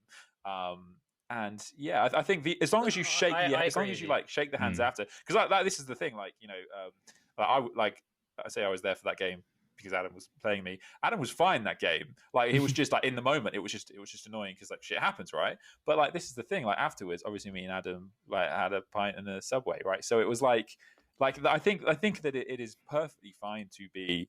That's a youth movement. Yeah, I think it is perfectly fine to be passionate about the game and be like gutted if things aren't going too well. Well, there's a saying in, like, so I'm going to bring it back to playing rugby. There's a saying that you're on the rugby pitch, you're each other's worst enemies. You literally spend the 80 minutes trying to beat the crap out of each other, but then afterwards you go and have a beer and a laugh in the bar. And if you're being passionate about wanting to win your game, that just means you want to improve. And if you're not calling your opposition player a cunt, then it just means I get passionate, but if you watch and listen to me, I'm probably getting more annoyed at the fact that I made a stupid decision which allowed you to beat me. It's not I've done something. I was going to say, I mean, that is the other thing, right? Like, 90% of the stuff you get frustrated about in games is actually nothing to do with your opponent. It's you rolling dice badly, and you're just like, oh my god, you're like, oh, I need like a 3-inch charge. Oh, I've rolled a double one, fantastic. And it's fine to be annoyed about that, right? It's okay, it happens. Just don't take it out on the person you're playing, because it's not their fault. Yeah. There's a big difference as well between being exasperated and like swearing at yourself, like, fuck's sake, and looking your opponent dead in the eye and being like, you're a cunt for rolling 3 6s. To be fair, so the bad experience... I would call you a cunt. I'm pretty sure, Alex, I have called you a cunt for doing that. Yeah, but actually, Rich, Rezza brings up a really interesting point. Like, yeah, Rich has called me a cunt in a game before, but Just the difference is, but we know each other. Like, we're good friends. Like, but the social contract is different. Like, we know each other. We have different expectations. We can have banter. You can't really have the same level of banter with a stranger. No, I've had that experience. I've been on the receiving end of someone being a dick for me beating them, and then them being a dick towards me, which is bizarre. Really? And then also I've had the other experience where he beat me and he was just being a cocky so-and-so for it, and kind of rubbing it in my face. Was it me? And being like, no, it wasn't you. You never win. Tournament experiences. He's actually beating me. Self-awareness is broken out. Yeah, go on. I can give the example. So the one where I won, it was the guy's army was tailored in a specific way. I stopped him from playing that army in that way. He's playing a corn army, made to run at me, main to hit me. I stopped him doing that. He got emotional at the fact that I stopped him doing that in a competitive tournament. And he's like, why are you killing my rhinos with all my corn berserkers in it? And I'm like, well, why do you think? We're at a competitive. If I'm playing my Blood Angels list and you kill my Sanguinary Guard, I'm not gonna be like, oh, why did you kill my Sanguinary Guard? I'd be like, you're an idiot for not killing my Sanguinary Guard. I was gonna say it is an odd one, right? Because that's one of these ones where, and sorry, Ed, if you were about to say this, but that's one of these ones where it's like, well, what you don't like, again, to this point about sportsmanship, right? That to me is not like you again. If I come up against a World Eaters army, right, with a load of rhinos with berserkers in, I know what berserkers do. I know they're very good at it. I don't want them getting to me any quicker than they already can. So yes, the first thing I'm going to do is I'm going to try and blow up your rhinos. I'm not going to really care about your dreadnought or whatever else you might have on the board, because your biggest threat to me right now is that thing, right? That getting annoyed about someone doing that is not. I don't know. I don't think that's that's just a bit like, why? Because what do you expect me to do? You're just being a dick. Well, but again, but it's that's a good example of like, if you have an army, and obviously it's not World Eaters players, if you're listening, I'm sorry, I apologize, because the problem is you've got one trick, right? Really, the World Eaters have one thing they do, right? And it's do it twice. It's berserkers and it's berserkers and doing it twice, right? And getting into you. You're like, even other combat armies like Space Wolves and Blood Angels and even Orcs is close combat army, right? They have, and Custodes even, they have lots of other ways of sort of doing Tools and things. things they can do, So I do feel a bit bad about that, because they are sort of stuck in a bit of a rut until there is some a new Chaos Codex and some new rules, and they all get 2 wounds, which will probably make them a lot more survivable. But yeah, like that's one of those examples of like, if someone brings, it's like if someone rocks up with like the Silent King, you're probably gonna try and shoot at the Silent King, or the thing that is the biggest threat. And I mean, maybe the Silent King isn't, but the biggest threat in the army, you're probably going to try and get rid of that first. So that's not something to get sorted. I don't feel like I was a bad opponent. I told him my rules. I told him what I could do. I told him about the Ultramarine strat, which allowed you to Overwatch with more units. I told him that if that's something that with your army style, it's something I will probably do, because you're going to run at me. It's all about social contract, and it was just. I think I also think that the opponent probably had a bad day. It was the last game of the day. Probably didn't have a good day playing, because at the time it was a very Marine meta, so it meant he was probably running at a lot of bolters all day. Again, though, that's a maturity thing. Like, you shouldn't take out your day on an opponent who you've never had a prior relationship with. But one thing, if you have, it's fine. Please, listeners, don't do that. But one thing I think we haven't actually mentioned is this all reminds me of a video that Stephen Box from Vanguard Tactics made, sort of maybe this time last year or the year before. And I know what you're going to say. Yeah. It was this video that went really viral, and it was all about, essentially, he had to deal with someone who was just outright cheating at a really big tournament. Yeah, so this guy was making up strats. Making up strats. Was the level when we're talking about cheating. For any listeners who haven't, I mean, by all means, check out to give a shout out to Stephen if he is listening. Very unlikely. This much larger channel. Yeah. Stephen Box, Vanguard Tactics on YouTube, and I think he's got a website as well where they do sort of coaching and things. But he does some really cool stuff around. He's very good with Blood Angels, but he also does some very cool stuff just around the hobby and around sportsmanship and playing at tournaments. So by all means, check him out. But yeah, this was a very interesting video, because he was up against a chap who was as I say, just making up stratagems, which is a new form of cheating. I mean, I've heard, I've seen the thing where people like roll a dice and then just quickly will change, force behind some terrain. I quickly change it from a 1 to a 4 or whatever I needed. Right? I've seen and heard about that happening, but I've never ever heard of somebody just going, "Yes, I've got a strat. It's 1 CP. It's called that unit is dead now." And I played that, and that means that unit is dead now. And you're like, that sounds a bit mushy. Or just even lying about how much strats are worth, or like making up that you can do a certain thing twice. Or it's stuff like that. Like, it's one thing to make a mistake. And I think we've all experienced that. Like, oh shit, sorry, I thought it was 1 CP, it's actually 2. That's my bad. Let me just take that off. Go watch any of the battle reports that Quipster's in.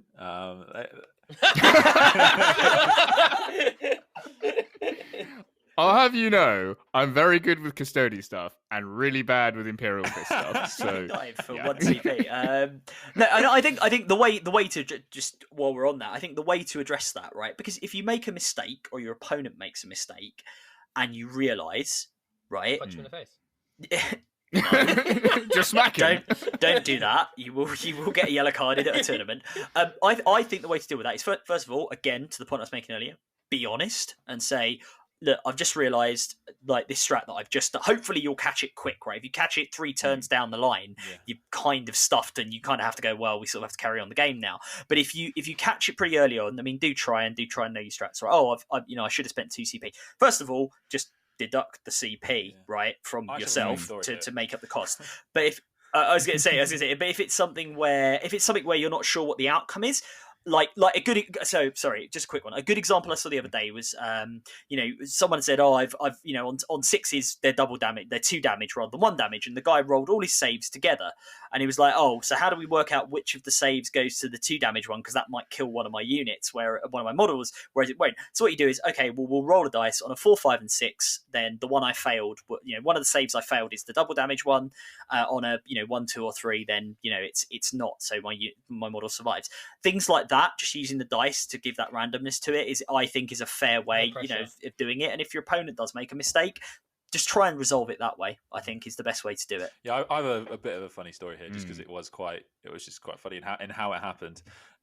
Which was that it was one of my first tournaments, actually, and in my first competitive list that I ever took was Triptide, but with an absolute crap ton of Fire Warriors, and I was playing against the Tyranid list, and the guy I was playing against used one of the strats that most people have in their codex, which is like, after you do something, do D3 mortal wounds, right? I think it was generally the strat. I don't know exactly how the Tyranid one works, but he misread it, and then I misread it also, which we thought it was when you hit combat, and when you make a charge, for every unit within like 3 inches of you, you roll a dice for each model in the unit, and on like a 4-up you do a mortal wound. And so and he said that to me, and I just went, oh, okay, cool. And like I said, it was my first tournament, I was new to it, but then he obviously, if you listen to what I just said, wiped out like half my army. And it's like, after I'd removed like 30 Fire Warriors, I was like, I think we might have gotten this strat wrong. Because it was a lot of models to remove for 1 CP, and then we read it back, and it was like, oh, it wasn't obviously anywhere near as powerful as that.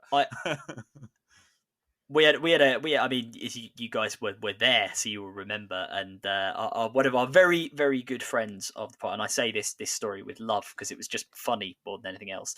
One of our very good friends of the team, and part of our sort of Battlefield Bermondsey Gaming Club, or the founder thereof, in fact, Charles, who is a brilliant Eldar player and as well as painter. One of my first games I played against him, he bought the Phoenix Lord Fugan, the guy who's the Phoenix Lord of the Fire Dragons.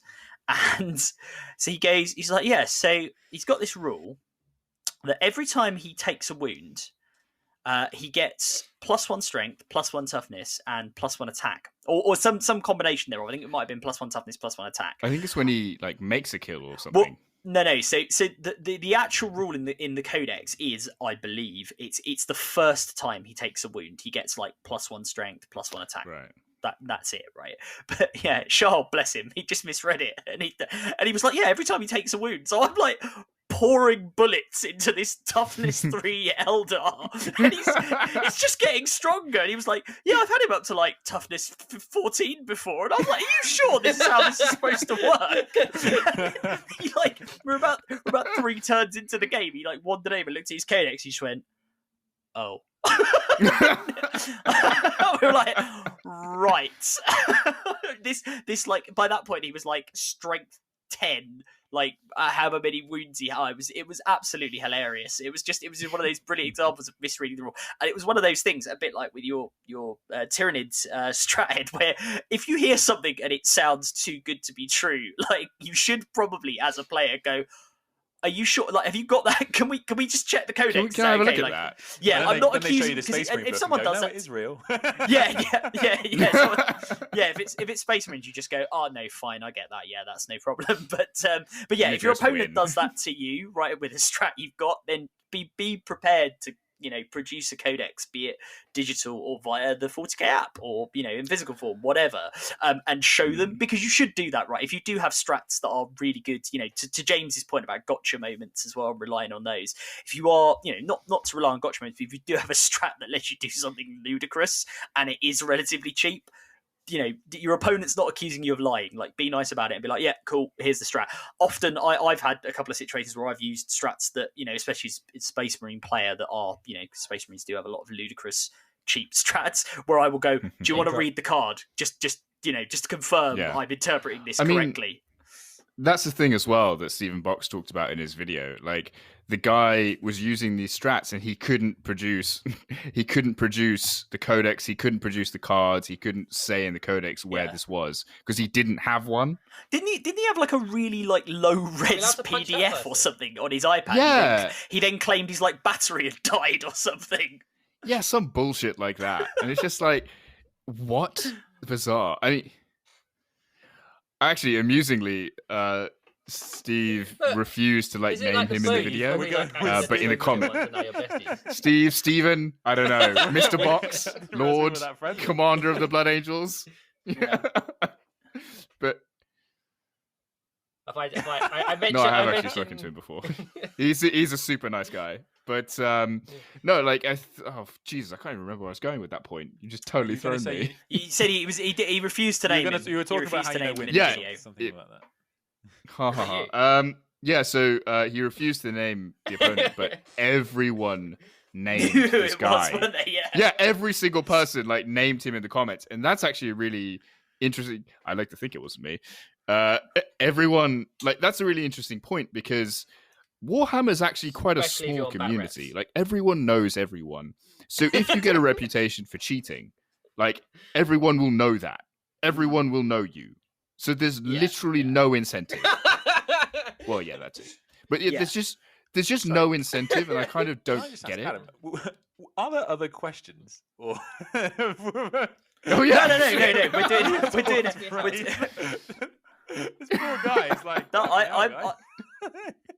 yeah, no. Well, we still haven't answered his question. No? I was going to say. Well, to be fair, James's question was to talk about good and bad opponents you've faced, or best and worst, I guess. And we don't want to name anyone. I must admit, like I say, I've named my best experience.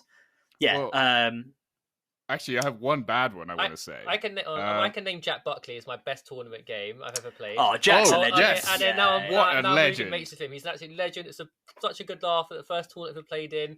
I beat him, which made it even better. No, joking. But even though we won, we were basically just it was just so much fun, and it didn't matter about the result. We were having such a good laugh.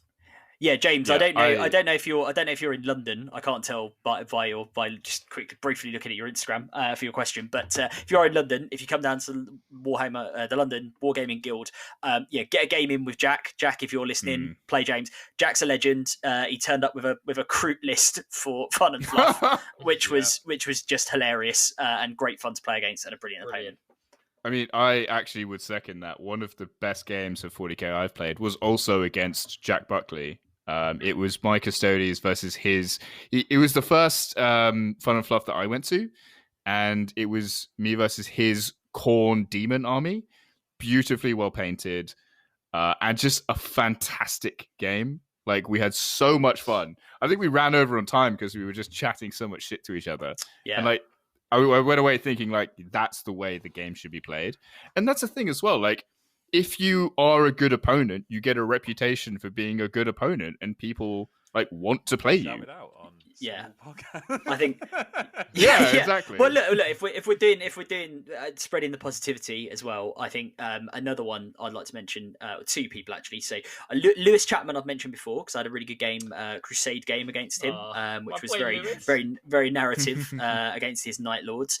So I won't dwell on that one because I've talked about it before. The other one I was going to say is Ollie Missick. Who is one of the has some amazing conversions. All his armies are converted across both AOS and 40k because he plays both. And he and I had a game at this sort of mini tournament thing that the Wargaming Guild did, which was a 500 point combat patrol tournament, but you couldn't bring any HQ units, so it was properly niche list building. And he actually had a salamanders list built entirely around land speeders, and there was essentially with flamers on them, right? And there was a 3-turn slap fight between some of my marines and his one of his land speeders just in the middle of the board, and just neither of us did anything to each other. It was very funny. It was a great game. That is amazing. I mean, Ed, if you've got one, I actually have I have one that I want to share about myself that's actually the opposite of this. It's an example where I was an asshole. Unless, Ed, you've got one you want to interject with quickly. Any game in the DZTV archive, are we going for that? No, I want to hear about your arsehole. I'm sure. But yeah, basically, the guys in the Conclave have met my friend Will. He's a great guy. One of my closest friends from school. We've known each other for like fucking 12 years now. And when I got back into the hobby, he did as well. And basically, throughout 8th edition, I think altogether we played about 8 games. And he has Eldari, and I have Custodes. And in 8th edition, Custodes were not very good. Full stop. And so I was Will's main opponent. And so every single time we played, Will won. He won every single game that we played in 8th edition and complained about it ceaselessly. Just complaining to me how Custodes are such bullshit. Like, oh, you can't kill them, blah, blah, blah. Like, it's just such, like, something needs to be done to nerf Custodes. And I was just like, Will, you can't say that about an army you constantly beat. Like, I don't understand where you're coming from. You can't beat me and complain that I'm too powerful. And so the bad feel moment was when 9th edition rolled around, and Custodes, after the War of the Spider update, were just astoundingly good, just exceptional. And Will had decided to build a very fluffy, very uncompetitive narrative force. And I decided to flatten him in 2 turns. And was very smug about it. I remember that essentially just because I could. You were very smug. Yeah. You guys were all there. I was very smug because I absolutely obliterated him by turn 2 through a mixture. You couldn't work out how many shots your guys had, so I had to do the Incidentally, sorry, I should just say we do have a friend, not related, who is selling his Eldar army at the moment. Drop us a message. I also want to play 40k over again. But yeah, I mean, I was just an irredeemable asshole to his face. Now that's kind of funny and okay because we have a history. That's like kind of acceptable because we know each other and I've known him for 12 years. That would be absolutely disgraceful behavior for someone that I have just met. Yeah, if you know and me I for would 11 not dream years, of it. that wouldn't be acceptable. Absolutely not. Cannot have that. But yeah, that's my asshole moment of just like rubbing it in Will's face and just being like, fuck you. Arsehole in Will's face. I may as well have done with my Custodes. But he lost that badly.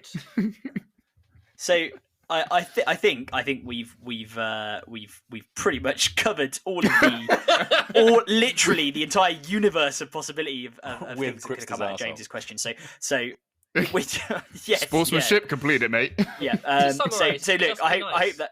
Yeah. Just generally be a good person. Hugs, kisses. And things not right now. I mean, that'd be a bad idea. Yeah. But as soon as there's no more COVID, I'm giving Adam the biggest hug and kiss. I look forward to it. No, but look, thank you, James, very much for your question. And other listeners, if you do want to ask us anything or any topics you'd like us to talk about, we do, as I hope this is revealed, we do pay attention to what you're saying, and we do like to talk about stuff like that, and it'd be good to do more sort of listener mail segments like this. So yeah, if you just message us on at the Conclave 40k on our Instagram, we can always take your topics and put them on the podcast. I've got an idea for that segment. You should read out the mail like the Queen receiving the mail. I possibly let's. Hello. What do you mean, Adam? Adam read out the Queen. That was the real Queen. And yes, that was Her Majesty Elizabeth II, Queen of Great Britain, Northern Ireland, and several other places. What we will do? Small Warhammer podcast. Do you know how much work I had to go to get the bloody Palace on the phone to get her on after yeah. Yeah, we'll have Philip doing the next one. Oh, yes, here we've got a comment from. Oh no, this one's just a bill from BT. Yeah, Charles has been watching some interesting things on the internet. But yeah. Anyway, moving swiftly on. So look, thank you, James, for your question. So I think that pretty much wraps up what we wanted to talk about tonight, guys. Unless anyone has any final thoughts, ideas, anything really. I think we're good. I mean, I think we. the only thing I would say, Alex's yeah. I mean, the only thing I was going to add is we had originally planned to do this episode on salamanders because that was one of the videos requested, but we're going to wait until we can get our friend Nick Roberts Moore on the line, because he's an exceptional On salamanders the player. line. Yeah, because he'll have to call in. Yeah. With this. So one thing for those who want to record a podcast is this does tip over into just talking like talk radio. So we are going to end up basically. And here's Nick on the line. Nick, what have you got to say to us today? You know, it's going to sort of go down that road. So yeah. We'll get Nick on. I'm really glad we're starting to utilise Adam's incredible talent for voices, because for the listeners who don't know, Adam is incredible at impressions. Like, he is literally the unbelievably best impressionist I've ever heard in my life. And Adam gave that's not true. That's not true. He gave a history lesson the other day, and I kid you not, I learnt so much because he was doing the voices to the different people. I mean, if Audible, if you're listening, it's very kind of you. I'll just do Mephiston then, whatever it is. Mephiston. Chief Librarian of the Blood Angels. But yes, no. So look, thanks very much, listeners, for tuning in. And again, I know the Queen, Her Majesty herself, thanked you all on our behalf the other day in our bonus episode. But thank you for the support and love you've given us throughout 2020 as we've got going with this podcast. It's been brilliant. We love to hear from you. We love it when you post on Instagram about the podcast, and obviously do send us comments. I think I speak for everyone here when I say it's really, we're astonished, frankly, that anybody, let alone the listeners we've managed to reach, want to listen to our inane opinions about this hobby. So again, on our behalf, thank you so much. And about the various other meandering topics we talk about, including Quipster and Rich's bodily functions. I should say, if there is anybody out there that wants to send in a question for us to not answer it and talk about other things that are fairly related. We talk around it. We talk around the subject. Well, we might do more Instagram Live, so that might be a good place to come ask some questions as well, because that seemed to go down a bit well the other day. Yeah, we'll do some more Instagram Lives, and hopefully at some point we will transition to having, because we're obviously putting the audio recordings on YouTube as well, but we would like in 2021, I guess this is our hobby project, is we would like to be able to do more on video on YouTube, so you get the delight of seeing our pallid, ugly indoor faces where we're trapped indoors because of COVID, and frankly the state. And the various crap in the rooms where we record this. So we'll get that going. What the listeners don't understand is they get the edited versions of these. Like, they get the clean versions. So just imagine how much of a shit show it's going to be once we can't edit out all the fucking stupid things we say. I'll have to wait. The stupid things you say. Yeah, we're gonna have to have a sort of end of 2021 blooper reel where we just got stuff wrong to like the Benny Hill theme tune in the background. No, but look, thank you very much, everyone, and we hope you've enjoyed this episode. As I say, you can find us in the following places on social media. So, Quipster, where can people find you? You can find me on Instagram at Quipster Nerd, and on YouTube at Quipster Nerd as well. Nice, smooth. And you, the Sandman, where can we find you? You can find me at the Sandman Hobby on Instagram. Nice. And Rezza, where are you? You can find me on @RezzaPrime on Instagram, where you can see my amazingly painted Void Dragon. There you go. Yeah, go and check out the Void Dragon. And you can find me at ADR Wargaming on Instagram. And of course, we are all at the Conclave 40k on Instagram. So once again, thank you very much. And we will see, or hopefully you'll hear from us again soon. Thanks, guys.